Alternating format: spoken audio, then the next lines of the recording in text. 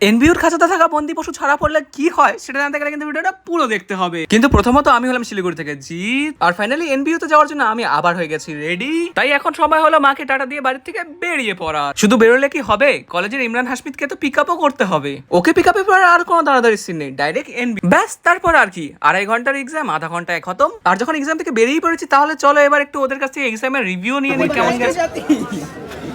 ये दुख कैसे बताया आप लोग को?